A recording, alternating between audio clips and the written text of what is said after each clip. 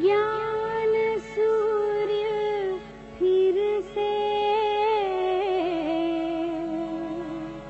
शिव प्यारा आ गया।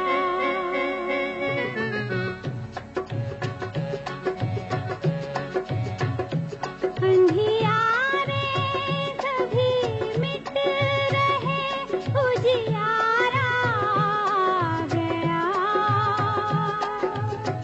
ज्ञान सूर्य फिर से शिव प्यारा आ गया।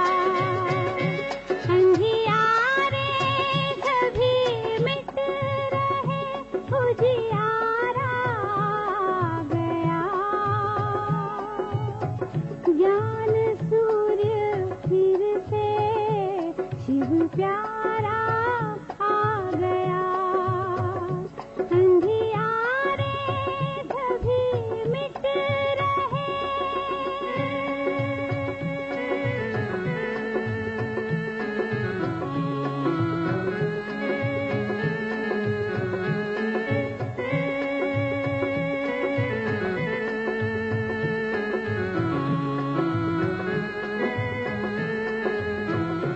संसार फंसा हुआ था विकारों के जाल में, हर मानव बंधा हुआ था दुख के जंजाल में। हर आत्मा का फिर से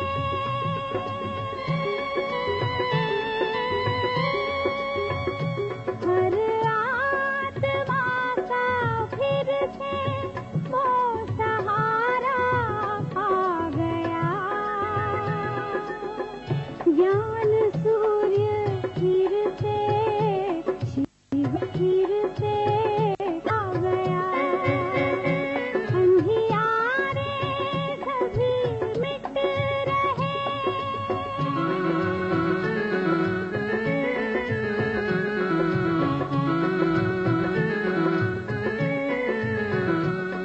विकारों के सागर में इस जग की नाव थी। ईश्वर बचाओ आकर आती आवाज थी।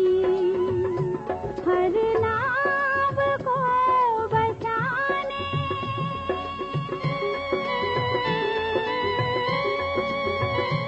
हर नाव को बचाने वो किनारा आ गया। ज्ञान सूर्य फिर से शिव प्यारा आ गया।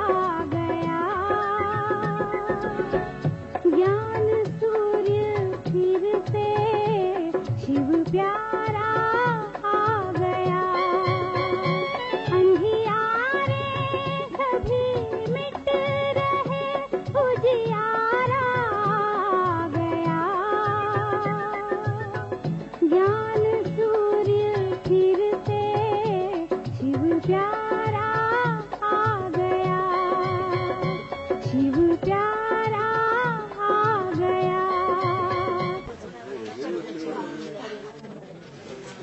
है 1964 की साकार वाणी। रिकॉर्ड चला है, हमें उन राहों पर चलना है जहाँ गिरना और संभलना है। अभी गिरते ही रहेंगे अंत तक, संभलना ही संभलना है। कुछ तो कहना पड़ता है। उस हिसाब से ओम शांति कहना अच्छा है। आत्मा को अपना स्वधर्म बताना होता है। किसी से मिलते जुलते हैं तो दुआ सलाम तो करते हैं, मतलब कुछ तो कहना पड़ेगा। तो ओम शांति कहना अच्छा है, ताकि हम एक दूसरे को क्या याद दिला सके कि हम सब अशांत स्वरूप आत्मा है। पहली आवश्यकता ये है सारे संसार की, क्या कि हम सब आत्मा आत्मा भाई भाई शांत स्वरूप आत्मा हैं। ये हमारा स्वधर्म है। आत्मा का पहला धर्म क्या है? मैं आत्मा शांत स्वरूप। बाप भी कहते हैं हम शांत हैं। कौन से बाप कहते हैं, साकार या सदाशिव? सदाशिव कहते हैं हम शांत हैं, लेकिन वो तो नीचे आया हुआ है। तो वो भी क्या कहता है, हम शांत हैं, शांत देश के रहने वाले हैं।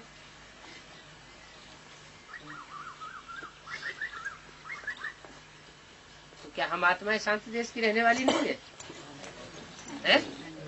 हम आत्माएं भी शांत देश की रहने वाली है, लेकिन वो स्थिति बनाने की बात है कि कोई भी परिस्थिति आ जाए, कोई भी समस्या आ जाए, लेकिन हम अशांत न हो।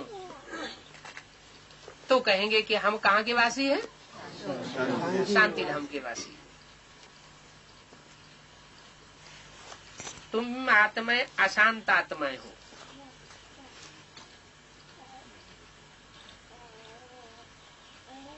हम शांत देश के रहने वाले हैं। तुम्हारा स्वधर्म शांत है। सारी दुनिया शांति शांति कहती रहती है, परंतु शांति किसको कहा जाता है यह कोई नहीं समझते। किसको कहा जाता है? हाँ, शांत माना कुछ भी होता रहे, हमारी स्थिति अशांत न होने पाए। देहवान होगा तो अशांति होगी। जब अपने को डिटैच कर लिया कि हम तो इस पार्थिव शरीर से अलग आत्मा है, तो शांति स्थिति हो सकती है। समझते हैं कि ये लड़ना झगड़ना जो चलता है वो शांत हो जाए, तब हम शांत हो। लेकिन ये लड़ाई झगड़ा बढ़ता रहेगा या कम होगा? फिर तो बढ़ता ही रहेगा। फिर क्या करना है? दुनिया में तो लड़ाई झगड़ा अशांति बढ़ती रहेगी, लेकिन हम अपने को संयत कर सकते हैं, शांत कर सकते हैं आत्मा समझ के। परंतु वो शांति तो कोई काम की नहीं, जिसमें सन्यासियों मिसल जंगल में चले जाएं और हम अपन को समझ लें कि हम शांत स्वरूप आत्मा है। असली परीक्षा कब होगी आत्मा की? जब अशांत स्थिति हो, अशांत वातावरण हो, और उस अशांत वातावरण में भी हम शांत होकर के दिखाए। पुराने पुराने भी ज्ञान में चलने वाले बैठे हुए हैं और चल रहे हैं ज्ञान में, और नए नए भी चल निकल रहे हैं। ये कोई जरूरी नहीं है कि जो पुराने ज्ञान में चल रहे हैं वो उस स्टेज को पकड़े हुए होंगे, और जो नए निकले हुए हैं वो नहीं पकड़ सकते। ये तो पूर्व जन्मों का हिसाब किताब है। जिसने पूर्व जन्मों में ज्यादा दूसरों को अशांत किया होगा और खुद भी धमाल मचाया होगा, अशांत रहा होगा, तो ज्ञान में आने के बाद जल्दी शांति की स्टेज को नहीं पकड़ सकेगा, भले कितने भी साल से चल रहा हो ज्ञान में।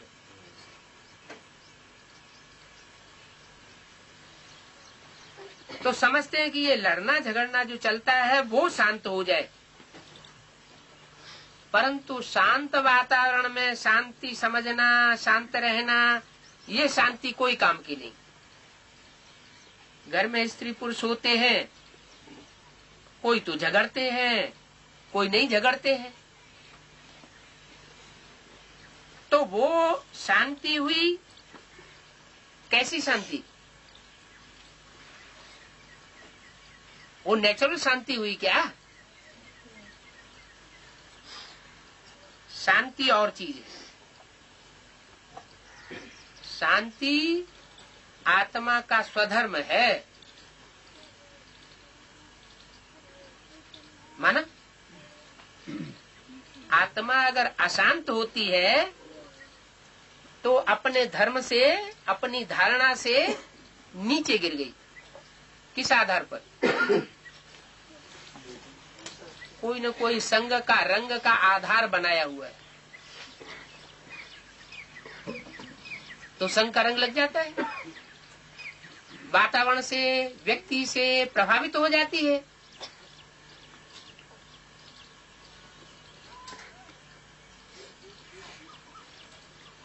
बाप का भी स्वधर्म शांत है। आत्मा का बाप कौन है? जिसका स्वधर्म सदा शांत है। परम पिता परमात्मा। सिर्फ परमात्मा भी नहीं, क्या कहा? उससे पहले टाइटल लगा है परम पिता, जिसका कोई पिता होता ही नहीं। ऐसा कौन है जिसका कोई पिता ही होता नहीं? सुप्रीम सोल शिव जो आत्माओं का बाप है, उसका कोई पिता नहीं होता। प्रजापिता का पिता होता है? साकार में पिता होता है। साकार जो जन्म लिया है उस जन्म का पिता हो सकता है, लेकिन आत्मा का पिता उसका भी होता है।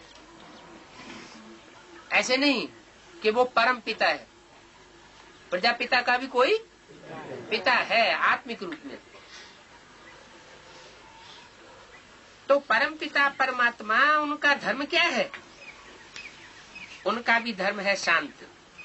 परम पिता परमात्मा शांत देश में रहने वाला है, हम भी शांत देश में रहने वाले हैं। कोई भी आवे, बोलो तुम्हारा स्वधर्म तो शांत है ना। पहले क्या याद दिलाना है? कोई भी नया नया मिलता है तो पहले पहले उसको याद दिलाना है, तुम्हारा स्वधर्म तो शांत है ना। तुम असल वहाँ के रहने वाले हो। कहाँ के? शांत देश के रहने वाले हो। यहाँ आए हो पार्ट बजाने शरीर द्वारा। पार्ट तो बजाना ही है। शांति के लिए वास्तव में जंगल आदि में जाने की दरकार नहीं है। आत्मा को अपना स्वधर्म का पता है। आत्मा थक जाती है तो रात को अशरीरी हो शांत हो जाती है। सभी आत्माएं शांत हो जाती हैं क्या रात को सोने के बाद? है? कोई स्वप्न में उठ के दौड़ने नहीं लगते हैं, चिल्लाने नहीं लगते हैं, रोने नहीं लगते हैं। रोते हैं कि नहीं? रोते हैं। तो उनको शांत कहेंगे? उस समय शांत नहीं कहेंगे। डेड साइलेंस जिनकी रहती है, स्वप्न अवस्था में भी नहीं आए, तो उनको कहेंगे सुषुप्त अवस्था। जिनकी स्वप्न आते हैं, स्वप्न में भी दो स्थिति होती है, एक अच्छा स्वप्न जिसमें आत्मा को खुशी होती है, और दूसरा दुस्वप्न जिससे आत्मा को दुख फील होता है। और तीसरी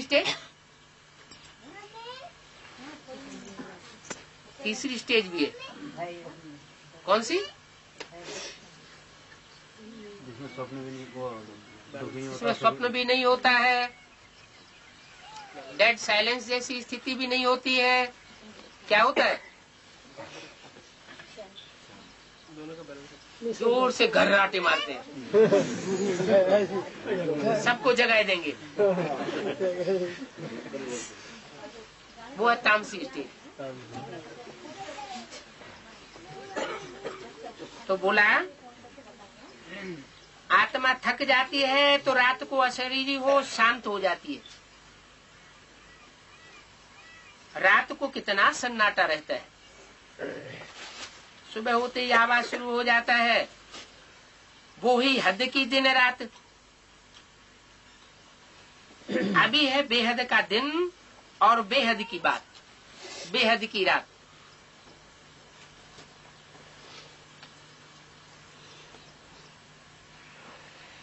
कैसे?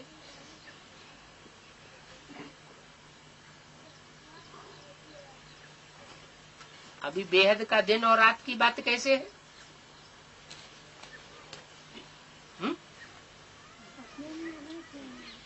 संगम युग चल रहा है, संगम युग में बेहद की रात और दिन की बात कैसे है? हाँ, जब निश्चय है तो बेहद का दिन है, ब्रह्मा का दिन हो गया। हम ब्रह्मा की औलाद अपन को समझते हैं। और जब अनिश्चय हो जाता है तो उल्टे कर्म करने लग पड़ते हैं, श्रीमत के बरखिलाफ चल पड़ते हैं, तो उसको कहेंगे रात हो गई। आत्मा 84 जन्मों का पाठ बजाए थक जाती है, इसलिए कहते हैं अब वापस शांति धाम जाना है। बाप भी कहते हैं शांति धाम और सुख धाम को याद करो। किसको याद करो?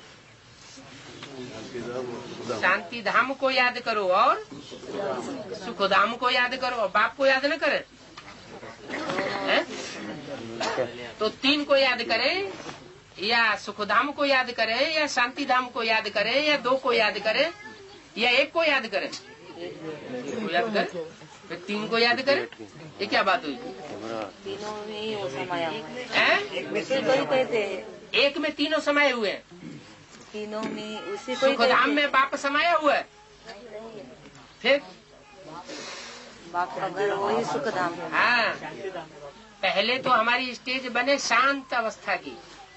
शांति का अगर हमने अनुभव न किया और हमारे नजदीक आने वाली आत्माओं ने शांति का अनुभव न किया, हमने निसंकल्पी स्टेज का अनुभव न किया, और हमारे वाइब्रेशन के अंदर जो भी आत्माएं आए उन्होंने भी निसंकल्पी स्टेज का अनुभव न किया,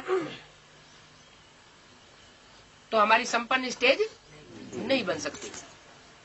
तो पहली प्राथमिकता है कौन सी प्राप्ति की? कि हम शांत अपने को अनुभव करें। इसलिए कहते हैं अब वापस शांति धाम जाना है। बाप भी कहते हैं शांति धाम और सुख धाम को याद करो। सुख धाम में बैठ थोड़े ही याद किया जाता है क्या? याद कहाँ करना है? शांति धाम में भी बैठ के याद नहीं किया जाता। वो भी संपूर्ण शांति नहीं है कि शांत जगह में बैठ गए फिर याद कर लिया। और सुखधाम में बैठ करके कोई याद करे वो तो वहां होता ही नहीं। सुखधाम में किसी को याद करने की दरकार होती नहीं। क्यों? नियम क्या बना है?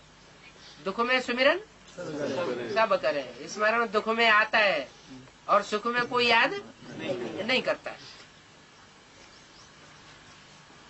तो याद किया जाता है दुख धाम अशांति धाम में। तो अब बाप कहते हैं बच्चे अब नाटक पूरा हुआ है, तुमको घर चलना है, फिर तुम्हारे लिए शांति भी है और सुख भी है। अशांत रावण कहलाता है। क्या?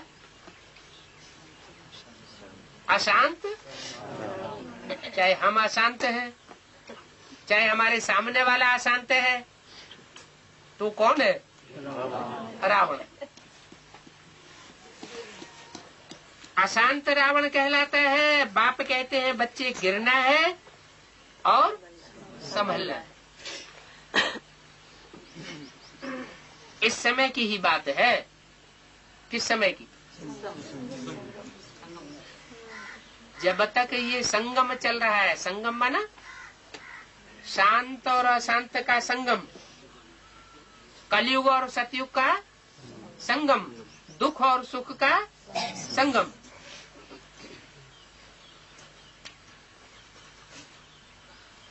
फिर जब स्वर्णिम सतयुग में पहुंच जावेंगे, स्वर्णिम युग में पहुंच जावेंगे, संपन्न स्टेज बन जावेगी आत्मा की, तो दो बातों नहीं रहेंगी। फिर गिरना खत्म। फिर क्या होगा? फिर उस स्टेज में रहने की बात अनुभव होगी। अतीन्द्रिय सुख जो गायन है, गोप गोपियों से पूछो, वो एक बार अंत समय में आरंभ हो जाएगा तो फिर 2500 वर्ष तक कायम रहेगा। तो बाप कहते हैं बच्चे गिरना है और संभलना है। इस समय की बात है। जितना बाप को याद करेंगे तो माया नहीं गिरावेगी। क्या? इनकी याद जास्ती होगी तो माया गिरावेगी। और अतीन्द्रिय सुख रुद्रमाला के मंत्रों को भी मिलता है ना। इंद्रियों का सुख लेते रहेंगे तो कैसे मिलेगा? है? रुद्रमाला के मणकों को तब ही मिलेगा जब इंद्रियों का सुख लेना बंद करें। ऐसा हो सकता है कि इंद्रियों का भी सुख लेते रहे और इंद्रिय सुख भी अनुभव करते रहे। एक ही बात होगी, दोनों हाथों में लड्डू। इसलिए रुद्रमाला पीछे रह जाती है। रुद्रमाला तैयार तो पहले होती है, लेकिन रुद्रमाला के मणकों को फिर विजय माला में जिन्होंने विजय पाई है काम, क्रोध, लोभ, मोह, अहंकार के ऊपर, उन विजय माला के मणकों में ऐड किया जाता है। अच्छा तुम बैठो थोड़ी देर। क्या? किनको कहा जाता है? रुद्रमाला के मणकों। तुम थोड़ी देर बैठो,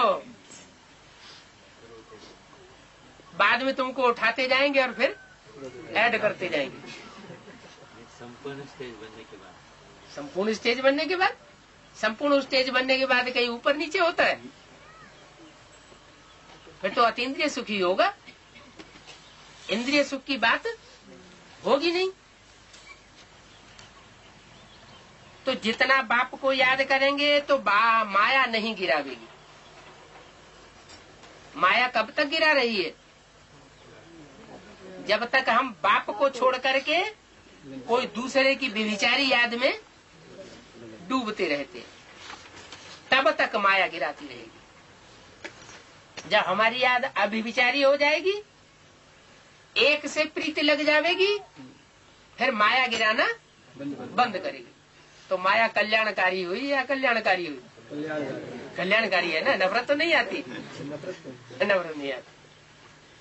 बाबा की याद भूले तो माया कोई न कोई प्रकार से गिरा देगी। संभालने और खड़े होने की बात है, कदम कदम पर संभलना है।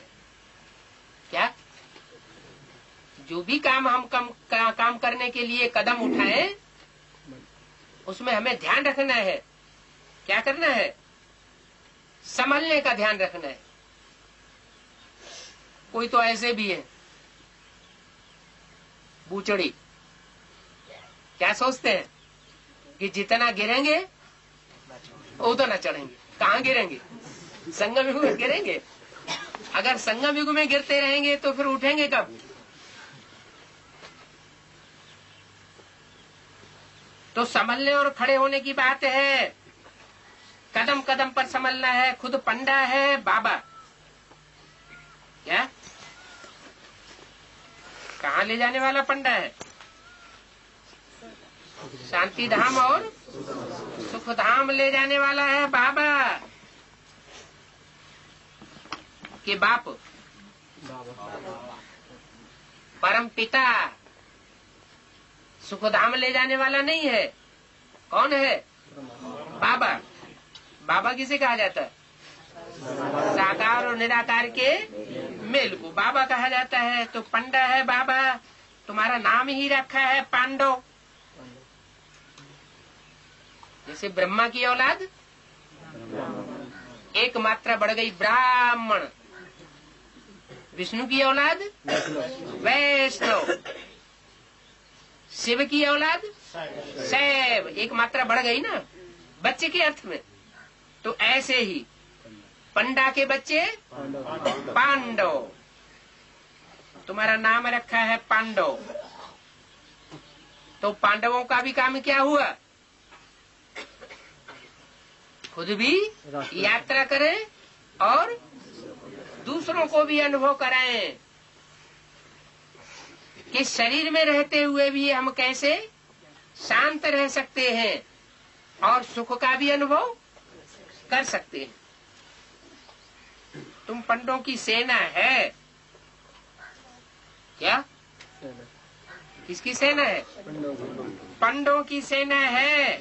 फिर नाम पांडव रख दिए। हो तुम पंडे। बाप भी कहते हैं मैं पंडा हूँ। तुम लोगों को वापस सच्ची यात्रा पर ले जाने आया हूँ। शांति धाम का पंडा एक बनता है, वह उनके बच्चे बनते हैं।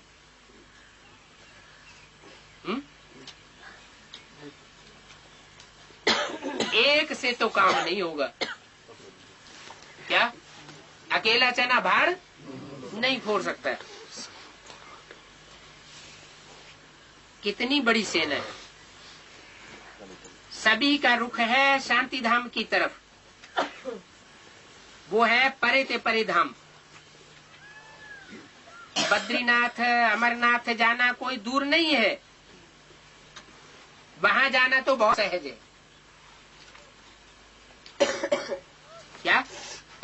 जो भक्ति मार्ग का बद्रीनाथ है, अमरनाथ है, वहां जाना बहुत सहज है। लेकिन ज्ञान मार्ग का अमरनाथ क्या है? निश्चय में रहना। है? निश्चय में रहना। निश्चय में रहना। हाँ, सदा ही निश्चय बुद्धि बन करके रहना। जैसी अमरनाथ बाप की स्टेज है, वैसी स्टेज में हम भी स्थिर हो जाएं। सदैव ऊंची स्टेज बनी रहे, कभी नीची स्टेज न हमको अनुभव हो, न हमारे संगी साथियों और देखने वालों को अनुभव हो। तो बोला उस अमरनाथ बद्रीनाथ में जाना वो कोई बड़ी बात नहीं, वो दूर नहीं है। वहां जाना बहुत सहज है। लेकिन कठिन कहाँ है? है? बाप समान स्टेज बनाना ये कठिन बात है। कठिन राजयोग है या सहज राजयोग है? तो सहज राजयोग। लेकिन अंतर कब पड़ता है? जब है जब एक बाप दूसरा न कोई इस स्टेज से नीचे आ जाते। अब विचारी याद में व्यभिचारी याद समाई जाती है तो कठिन हो जाता है। अगर अब व्यभिचारी स्टेज बनी रहे तो कैसा रहेगा रास्ता? सहज रास्ता रहेगा। अच्छा बताओ, मूल वतन सूक्ष्म वतन जाना सहज है या बद्रीनाथ अमरनाथ जाना सहज है? मूलवतन जाना सहज है। तो अभी तक पहुंच गए होते, 67 साल क्यों घिसते रहे ना? है कोई ब्राह्मणों की दुनिया में से कोई पहुंचा? क्यों? सूक्ष्म वतन मूल वतन वहां पहुंच गया कोई कि पहुंच के वापस आ जाते हैं? सूक्ष्म वतन मूल वतन नजदीक है या अमरनाथ बद्रीनाथ नजदीक है? देखने में तो मूल वतन सूक्ष्म वतन परे ते परे है। अमरनाथ आदि पर जाना तो जट रेल में बैठ करके पहुंच जाएंगे, परंतु वास्तव में मूल वतन सूक्ष्म वतन में जाना वास्तव में देरी नहीं लगती है। बुद्धि की लाइन क्लियर है तो 1 सेकंड में पहुंच सकते हैं। सेकंड की बात है, बहुत परे ते परे भी है और नजदीक से नजदीक भी। ये क्या बात हुई? या तो बहुत दूर होगा या बहुत नजदीक होगा। दोनों बातें कैसे हो सकती हैं? अगर आत्मिक स्टेज पक्की है, बुद्धि की लाइन क्लियर है तो नजदीक है। बुद्धि की लाइन क्लियर नहीं है, बुद्धि इधर उधर देहधारियों में स्थूल वस्तुओं में फंस रही है, अटैचमेंट में है, तो बहुत कठिन है, दूर है। तो बहुत परे ते परे भी है और नजदीक ते नजदीक भी है। टाइम नहीं लगता है। तुम सिर्फ बुद्धि से याद करो। वो जिस्मानी यात्राएं तो कोई नई बात नहीं है, आधा कल्प ये यात्राएं करते आए हो। ये रूहानी यात्रा तुमको एक ही बाप आकर के कराते हैं। क्या क्या कहा? रूहानी यात्रा एक ही बाप या आकर के कराते हैं और जिस्मानी यात्राएं अनेक देहधारी गुरु कराते रहते हैं। बाहर की दुनिया में ही या ब्राह्मणों की दुनिया में भी? ब्राह्मणों की दुनिया में भी अनेक देहधारी गुरु हैं जो क्या कहते रहते, चलो माउंट आबू, हम तुम्हें स्वर्ग के दर्शन कराएं, शांति धाम सुखधाम दिखाएं। समझाए नहीं सकेंगे लेकिन क्या कहेंगे? दर्शन कराएंगे। चलो दर्शन कराए लाएं, अनुभव कराए लाएं शांति धाम सुखधाम का। लेकिन इसमें कहीं किसी को भटकाने की दरकार नहीं है। तुम हो सिकीले बच्चे, तुमको एक ही बाप आकर के ये रूहानी यात्रा कराते हैं। क्या कहा? तुमको कहने वाला जिसको तुमको कह रहा है वो बच्चे कितने होंगे? थोड़े माने कितने हैं? वो थोड़े बच्चे कितने होंगे जिनको रूहानी बाप, एक ही रूहानी बाप रूहानी यात्रा कराता है? 4.5 लाख। और उनमें प्रवेश करने वाले 4.5 लाख। टोटल कितने हुए? 9 लाख आत्माओं को एक ही रूहानी बाप है जो यात्रा कराता है। तुम हो सिकील दे बच्चे। क्या? उनमें भी तुम हो बहुत सिक से बहुत लंबे समय के बाद मिले हुए। यज्ञ जब शुरू हुआ था तब भी तुम मिले थे। क्या? और अब भी मिल रहे हो। तो कितने हुए? सिक से मिले हुए सिकील दे बच्चे कितने हुए? बहुत थोड़े। बहुत थोड़े। कितने? 4.5 लाख या 9 लाख?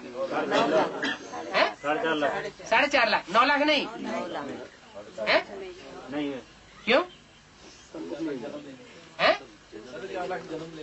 4.5 लाख जन्म लेंगे तब मिलेंगे और तुम साकार में अभी मिलते हो। तुम हो शकील दे बच्चे, तुमको तो रास्ता बताना है, तुम मंदिरों में जाकर समझाओ। क्या तुम्हारा काम है? गिरजाघर और मस्जिद में जाकर के समझाने का काम नहीं है। कहाँ जाकर समझाओ? मंदिरों में जाकर समझाओ।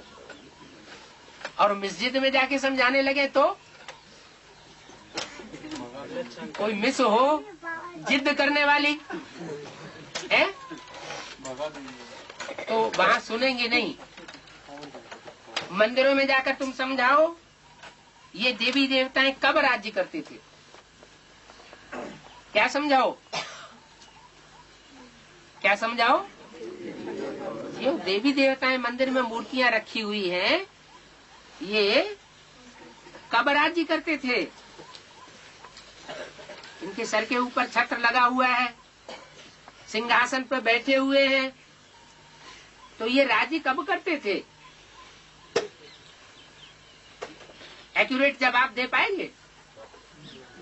भक्त लोग इस बात का एक्यूरेट जवाब नहीं दे पाएंगे। कहेंगे त्रेता युग में राज्य करते थे राम सीता, लक्ष्मी नारायण राज्य करते थे सतयुग में, इतना तक तो बताएंगे, क्योंकि शास्त्रों में लिखा हुआ है त्रेता में राम का राज्य और सतयुग में लक्ष्मी नारायण का राज्य। लेकिन सतयुग त्रेता कब था तो पता नहीं, बता नहीं पाएंगे। लक्ष्मी नारायण के मंदिर आदि में तो बहुत नजदीक रखे हुए हैं मूर्तियों के रूप में। अमरनाथ के मंदिर कितना दूर रखा है? क्या कहा? ये अंतर क्यों है? हैं? कोई भी शहर में जाओ, लक्ष्मी नारायण का मंदिर शहर के अंदर होगा और शिव के मंदिर, जितने भी पुराने मंदिर हैं शिव के, वो सब शमशान घाट में होंगे या शहर के बाहर होंगे। ऐसे क्यों रखते हैं? हैं? देवताओं के मंदिर शहर के अंदर क्यों और शिव का मंदिर शहर से बाहर क्यों होता है? आत्मिक स्टेज के लिए। आत्मिक स्टेज के लिए? माने देवताओं की आत्मिक स्टेज नहीं होती है, देह अभिमानी होते हैं। हैं? देवताएं देह अभिमानी होते हैं क्या? देवताएं देह अभिमानी तो नहीं होते। फिर सही बात बताओ। हैं? हाँ, देवताओं की उतनी ऊंची स्टेज नहीं होती जितनी रुद्र बाप और रुद्र बाप के जो रुद्रगण हैं उनकी जो ऊंची स्टेज बनती है, वो देवताओं की ऊंची स्टेज नहीं बनती। माना वो कब होते हैं और वो कब होते हैं? देवताएं तब होते हैं जब सतयुग की उतरती कला शुरू हो जाती है और जो रुद्रगण हैं वो संगम युग में होते हैं। जो एक्यूरेट सतयुग है उसमें रुद्रगण नहीं होते। तो बोला लक्ष्मी नारायण के मंदिर आदि बहुत नजदीक रखे हैं। अमरनाथ का मंदिर कितना दूर रखा हुआ है? क्यों? ना ऊंची स्टेज नहीं बताई, दूर रखा हुआ है। अमरनाथ का मंदिर दूर रखा हुआ है। माना सन 37 से ये यज्ञ शुरू हुआ, उस समय से पुरुषार्थ शुरू हो रहा है। उस समय नहीं कहेंगे अमरनाथ की स्टेज किसी की बनी। अमरनाथ जैसी ऊंची स्टेज बनाने के लिए कितना लंबा टाइम चाहिए है?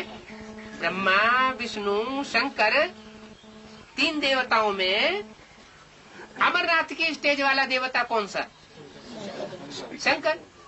उसका कार्यकाल भी तो कोई होगा ना, कि तीनों देवताएं इकट्ठा कार्य करते हैं? अलग अलग टाइम है, अलग अलग उनका पुरुषार्थ है।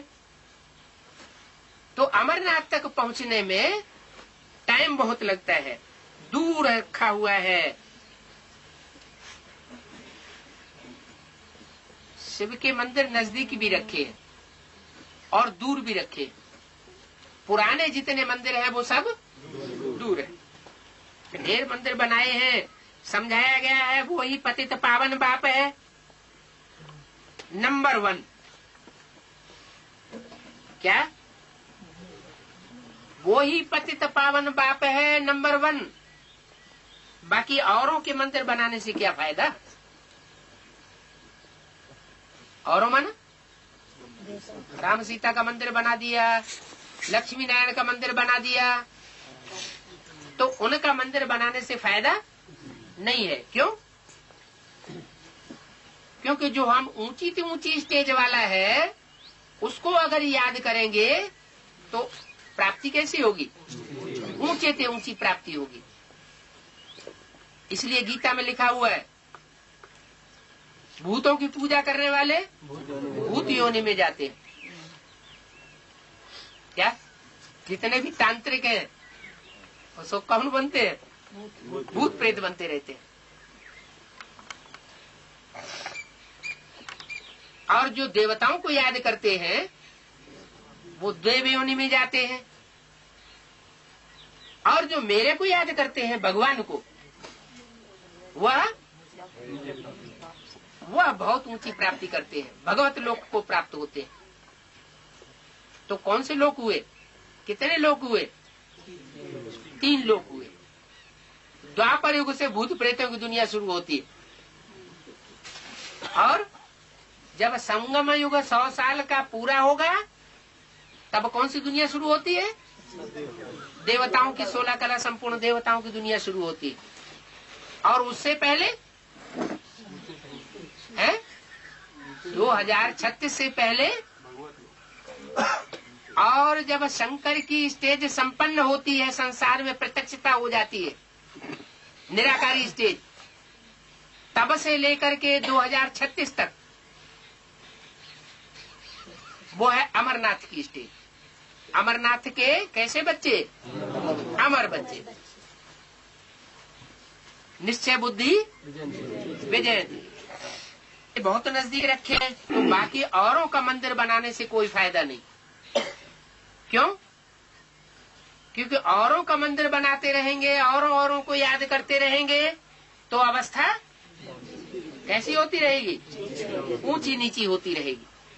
और जो सदा ही शिव है, जिसकी सदैव ही ऊंची स्टेज होती है, उसको याद करेंगे तो हमारी भी स्टेज जल्दी ऊंची हो जाएगी। तो औरों के मंदिर बनाने से क्या फायदा? वो कोई सुख तो देते नहीं है। खुद नीचे गिरते हैं तो हमको नीचे गिराए देते हैं। माने देवताएं भी सदा आत्माभिमानी नहीं रहते। असुरों की तो, भूत प्रेतों की तो बात ही छोड़ दो, तो देवताओं को भी फॉलो नहीं करना है। किसको फॉलो करना है? एक बाप को। तुम पुजारी कोई सुख के लिए नहीं बनते हो। क्या? तुम पुजारी किसके लिए बनते हो? हैं? सुख शांति के लिए बनते। तुम पुजारी बनते हो एक शिव की प्राप्ति के लिए। तुम कोई स्वर्ग की प्राप्ति के लिए, सुख के लिए पुजारी नहीं बनते हो।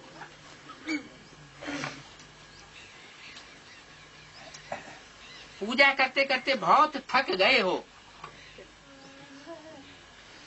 अब फिर बाप आया है पुजारी से पूज्य बनाने। खुद तो पुजारी नहीं बनते हैं। कौन? बाप न पूज्य बनता है और न पुजारी बनता है। अगर बाप पूज्य बन जाए तो क्या नुकसान हो जाएगा? पुजारी बनना पड़ेगा।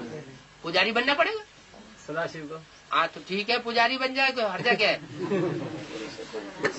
नहीं, हमको क्या नुकसान हो जाएगा अगर वो पूज्य और पुजारी दोनों बने?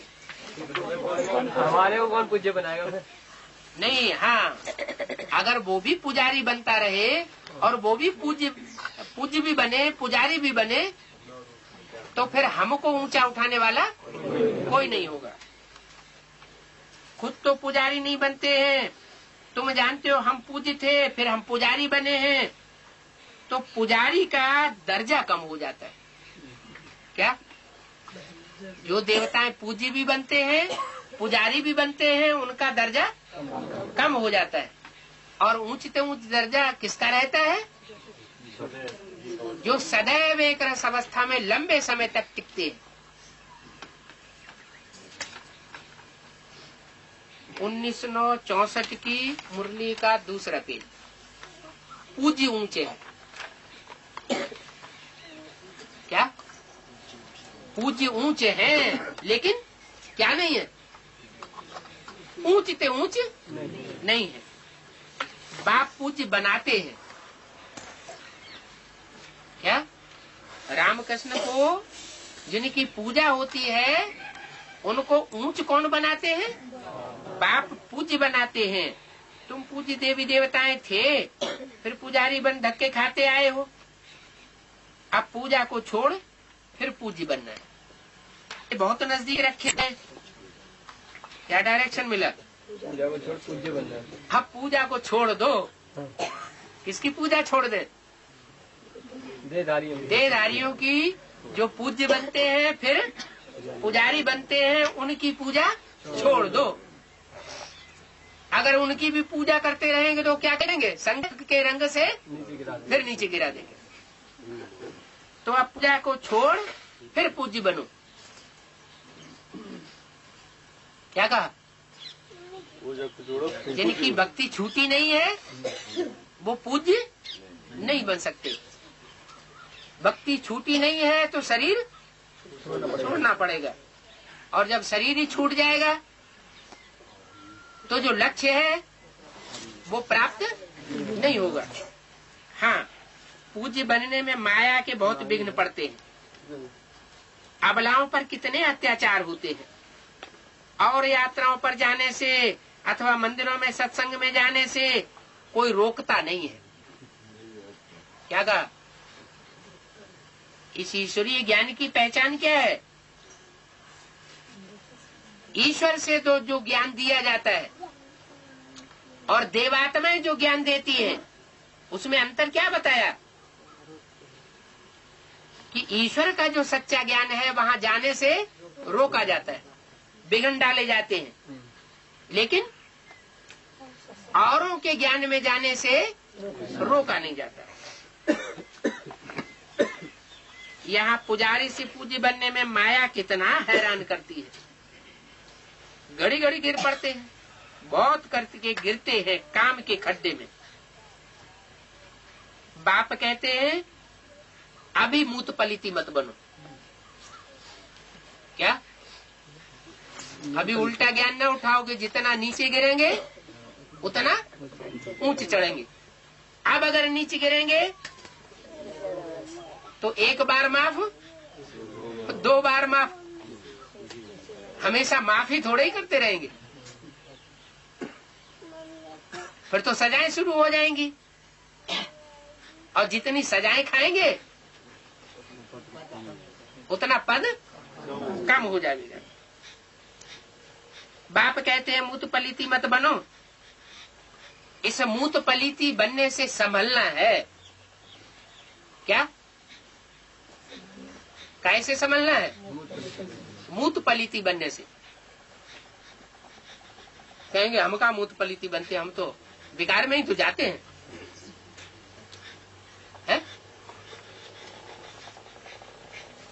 विकार में जाने में और मूत पलीती बनने में कोई अंतर है या नहीं है? एक ही बात है।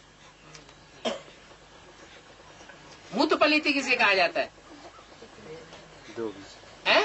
दो भी। अरे जो भ्रष्ट इंद्रियां हैं उनसे शक्ति छीण हो जाए तो क्या हो गया? मूत पलीती हो गया। अगर शक्ति क्षीण नहीं होती है तो उसे मूत पलिति नहीं कहेंगे।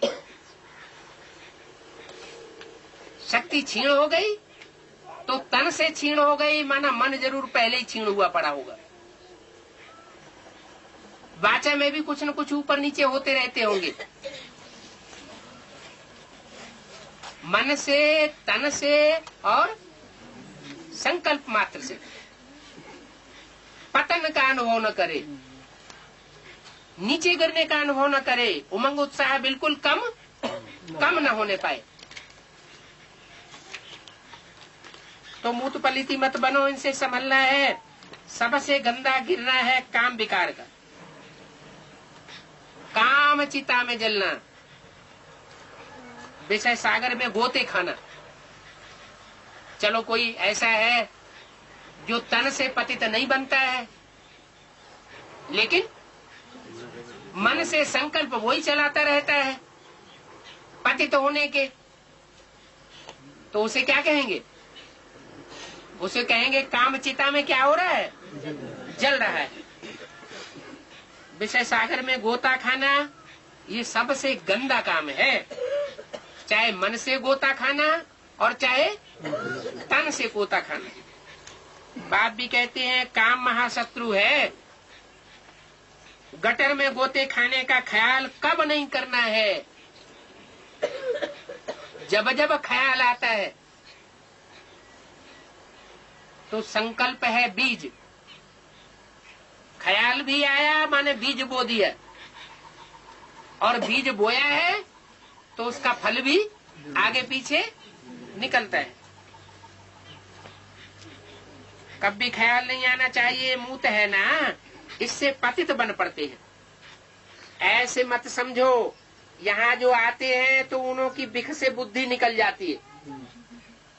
ऐसे भी बेवकूफ है यहाँ, वो समझते हैं बड़ा भाई ज्ञान में बहुत होशियार है, इसकी बहुत देखभाल करनी चाहिए। कोई आया अच्छा अच्छा ज्ञान सुनाया, अच्छी अच्छी बातें सुनाई, बस आराम से घर में रख लिया, परिवार में अंदर गुजर लिया। फिर जब उसने वो अपने उल्टे सीधे कर्म बंदर पन्ने के करना शुरू किए तो हम क्या जाने, हम तो समझते थे ज्ञान में चलता है, इसलिए हमने रख लिया। तो आगाह कर दिया पहले से ही। क्या आगाह कर दिया है? ऐसे मत समझो, यहाँ जो आते हैं तो उन्हों की बिख से बुद्धि निकल जाती है। कोई क्लास में कितना ही रेगुलर हो, लेकिन ये विश्वास कभी नहीं करना है कि उसकी बिख से बुद्धि निकल गई होगी। एक दो को देखते हैं तो अंदर तूफान चलता है गंदे बनने के लिए। वो अंदर की बात है, कोई बाहर से तो देखने में नहीं आती है। उस समय बाप कहते हैं कब गंदा नहीं बनना, कोई कप नहीं करना है। क्या गंदा बनने के लिए कोई का पीछा नहीं करना है। एक दो में प्रेम किया, खलास। क्या एक दो से लगाव लगाया और फिर गिरने से कोई बचाए नहीं सकता। कब गटर में गिरने का पुरुषार्थ मत करो। बाप इस बात से बचाते रहते हैं। बातें तो बहुत है, खुद भी लिखते हैं बाबा माया ने हमको गटर में गिराई दिया। बाप कहेंगे मुआ काला मुंह कर लिया। गटर में गिरा माना मुआ, मुआ माना मर गया। गटर में गिर गया माने एक बार तो अनिश्चय आ गया ना, अनिश्चय आया तो नीचे गिर गया। बाप कहेंगे मुआ काला मुंह कर दिया, तो गिराना, गिरना और संभलना। गिरने की कितनी चटाबटी है। माया ने ऐसी चमाट मारी जो एकदम खत्म हो गया, मर गया। ये ड्रामा कहेंगे। अगर ऐसा कुछ हुआ किसी के जीवन में तो उसको क्या कहेंगे? इसका ऐसा ही ड्रामा था। कुल को कलंक लगाते आते हैं क्या? वो भी कौन से कुल को? जो ईश्वरीय कुल है उसको कलंक लगाने वाले बन गए। कितने जाकर के गंदे बने। गंदा माया बनाती है। आधा कल्प दुख देने वाली माया है, बाप नहीं है। क्या कहा? आधा कल्प दुख देने वाली माया है, बाप नहीं। मुफ्त में दोष धर देते हैं। क्या धर देते हैं दोष? ईश्वर ही सुख देता है, ईश्वर ही दुख देता है। ईश्वर को बाप नहीं समझते। परम पिता कब किसको दुख कैसे देंगे? क्या? ये जो अंदर से संकल्प चलता है, इसने हमको नीचे गिराया। किसने? आखिर किसी के संकल्प चलता होगा तभी तो बोला। जिनके अंदर भी ये संकल्प चलता है, क्या ये बाप ही नीचे गिराता है? इसका मतलब क्या हुआ? वो निश्चय बुद्धि आत्मा नहीं है। परम पिता कब किसको दुख कैसे देंगे? परम पिता दुख देवे तो बाकी मनुष्य तो एक दो में बड़ा ही दुख देने लग पड़ेंगे। जो ऊंचे ऊंचे है वो ऊंचे ऊंचे काम करेगा, तब तो संसार में ऊंचे तो ऊंचे गाया जाएगा। नीच काम करने वाले, दुख देने वाले नीच कहे जाएंगे। बाप समझाते हैं, तुम ही अपने लिए ऐसे कर्म बनाते हो। क्या?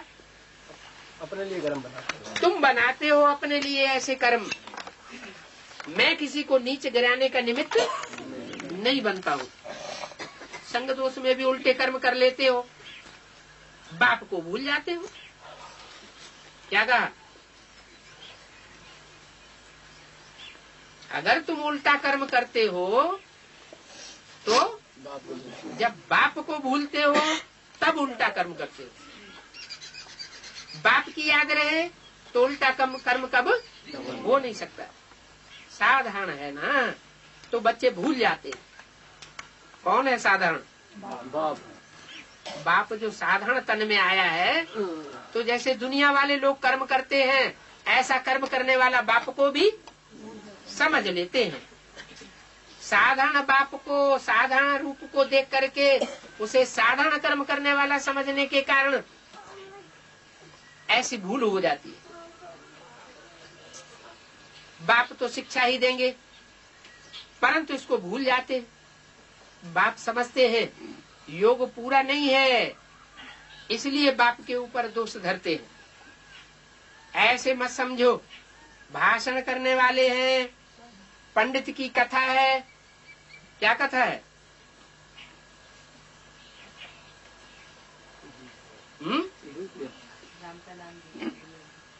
पंडित की क्या कथा है? औरों को कहा राम राम कहने से नदी पार हो जाएंगे, और खुद डूब गया। खुद पार हो न सका, बीच में ही डूब गया। तो कौन हुआ पंडित? राजा रामचंद्र बन गया। राजा रामचंद्र जी बन गया हैं? रामचंद्र बन गया। रामचंद्र बन गया। बन जाएगा नहीं, गया था। बन गया। अब नहीं बनेगा। अब तो नहीं, अब नहीं, अब नारायण बनेगा। अब नारायण बनेगा। अच्छा, पक्का रखना। पक्का ही है। बोले वोट ले आओ तो चले। कहा कि राम नाम करने से, कहने से नदी पार हो जाएंगे, खुद पार हो न सका। क्या कहा? वोट ले आओ तो हम चले। जो खुद कहता था वो कर न सका। सिर्फ कथन ही नहीं, क्या करनी में भी होना चाहिए। कथनी, करनी, रहनी, रहन सहन सब में पास हो। क्या ऐसे नहीं ज्ञान का कोई बहुत अच्छा सुनाता रहे और प्रैक्टिकल में फेल होता रहे तो उसको कोई मानेगा नहीं। इसलिए बाप को मत भूलो। बाबा भूल बनाते हैं। माया अच्छे अच्छे महारथियों को भी नाक से पकड़ लेती है। क्या हाथ से क्यों नहीं पकड़ती है? माया हाथ से क्यों नहीं पकड़ती, नाक से क्यों पकड़ती है? हाँ। जो खुद विकारी होता है वो दूसरों को पहले उस नजर से ज्यादा देखता है। जो दूसरों को भी उस नजर से देखता है, सबको उसी नजर से देखता है। भगवान को भी उसी नजर से देखने लग पड़ता है। जो ईश्वरीय पार्ट है उसको भी कानी आंख से देखने लग पड़ता है। तो बाप कहते हैं कि माया उसको नाक से पकड़ करके इनको खूब भटकाओ। महारथियों को नाक से पकड़ती है। क्यों? साधारण पुरुषार्थियों को नाक से नहीं पकड़ती है? किसी के ऊपर ज्यादा गुस्सा होता है ना, जैसे बंदर है, जब सांप को पकड़ लेता है मुड़िया, तो क्या करता है? उसकी नाक जमीन से रगड़ेगा। तो किसी के ऊपर ज्यादा गुस्सा आता है तो उसे नाक से रगड़ाया जाता है। तो महारथियों को नाक से पकड़ लेती है और उनको पता ही नहीं पड़ता है। किनको? महारथियों को, कि हम कोई भूल करते हैं। बाप कहते हैं कोई भी भूल करो तो क्या करो? हैं? हाँ, पोता मेल झट लिखो और बाप से आकर माफी मांगो। I am sorry. समझो शिव बाबा कहते हैं ये तुम्हारी भूल है। अच्छा बाबा, हम स्वीकार करते हैं, हमको क्षमा करो। ये भी अच्छे अच्छे बच्चों में फजीलत नहीं रहती है क्या? कि कोई भूल हो जाए तो बाबा से आकर माफी ले ले।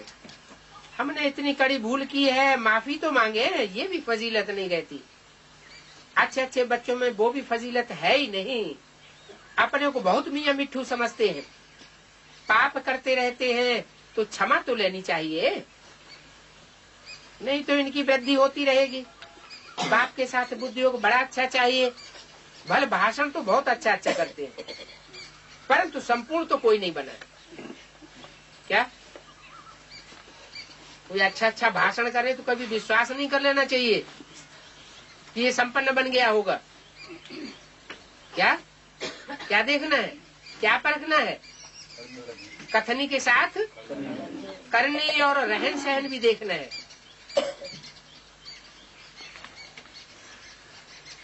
बाप के साथ बुद्धियों को बड़ा अच्छा चाहिए, भले भाषण बहुत अच्छा करते हैं, परंतु संपूर्ण कोई नहीं बना है।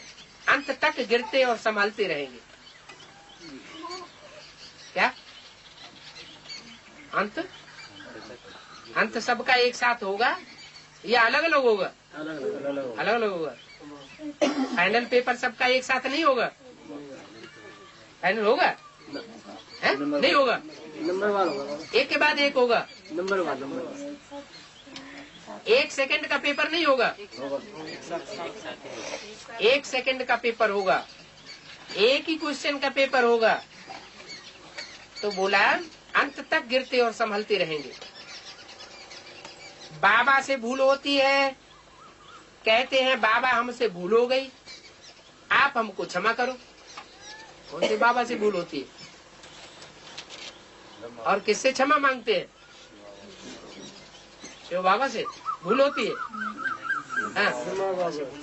हाँ, बाबा से भूल होती है, माना ब्रह्मा बाबा से भूल होती है। कहते हैं बाबा हमसे भूल हो गई। किससे कहते हैं? शिव बाबा से कहते हैं बाबा हमसे भूल हो गई, आप क्षमा करना। किससे कहते हैं? शिव बाबा। शिव बाबा उनके सामने होता है क्या?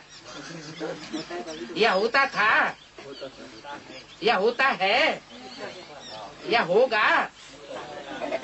है? होता है, होगा। कैसे? जोर से बोलो। आने वाले भविष्य के लिए। कोई कहता है संकल्पों से होगा, है? अभी तो वर्तमान समय संकल्पों की खेल है। संकल्पों का खेल है। जगदम्बा के प्रैक्टिकल में बाप नहीं, ब्रह्मा बाबा नहीं होगा जो साकार बाबा से माफी मांगे। जगदम्बा के वो तो गलती करेगा नहीं, वो संपूर्ण ब्रह्मा है। वो संपूर्ण ब्रह्मा है, वो गलती करेगा नहीं। संपूर्ण ब्रह्मा एक होता है या चार चार होते हैं? तभी तो होते हैं? एक होता है। हाँ, तो जो दादा लेखराज ब्रह्मा है, जिस समय मुरली चल रही थी उसकी बात हो रही है ना। वो दादा लेखराज ब्रह्मा कोई भूल करते हैं तो उनका मिसाल दिया कि बाबा से कहते हैं बाबा हमको क्षमा करो। वो तो उस समय की बात हुई, यज्ञ के आदि की हुई हो। लेकिन अब कैसे ये बात लागू होगी? है? हाँ, ब्रह्मा बाबा की सोल कोई में तो प्रवेश करके बड़ी माँ का पार्ट बजाती होगी ना। तो जिसमें भी प्रवेश करके बड़ी माँ का पार्ट बजा करके संसार में जगदम्बा के रूप में पूज्य होती है, तो पूज्य पहले बनेगी या पहले क्षमा मांगती है? पहले क्षमा मांगे कि हमसे ये भूल हो गई। तो बाबा से भूल होती है तो कहते हैं बाबा हमसे भूल हो गई, आप हमको क्षमा करना, रहमदिल क्षमा करो। कौन रहमदिल? बाबा ने भूल की, बाबा से क्षमा मांगी, तो भूल वो रहमदिल कौन हुआ? है जो शिव बाबा है वो रहमदिल है, क्षमा का सागर है। रहमदिल क्षमा करो। भक्ति मार्ग में सारा दिन क्षमा क्षमा करते रहते। ये भी शूटिंग कहाँ की है? संगम की। कैसे है? संगम युग में भी बार बार गलतियां करते रहते हैं भगत लोग। तुम सब भक्तियां हो, तुम सब सीताएं हो, तो सीताओं और भक्तियों में कोई अव्वल नंबर भी होगा कि नहीं होगा? है? बार बार भूले करेगा, बार बार क्षमा मांगे। भक्ति मार्ग में सारा दिन क्षमा क्षमा करते रहते। बाप को कहते हैं क्षमा करो, धर्मराज द्वारा फिर डंडा नहीं खिलाना हमको। क्या? इसलिए खबरदारी बहुत चाहिए। ऐसे मत समझो हम 16 कला संपूर्ण बन गए हैं। क्या? ऐसे नहीं समझो। कोई कोई ऐसे भी होते हैं, क्या अहंकार आ जाता है कि हम तो संपूर्ण देवता बन गए।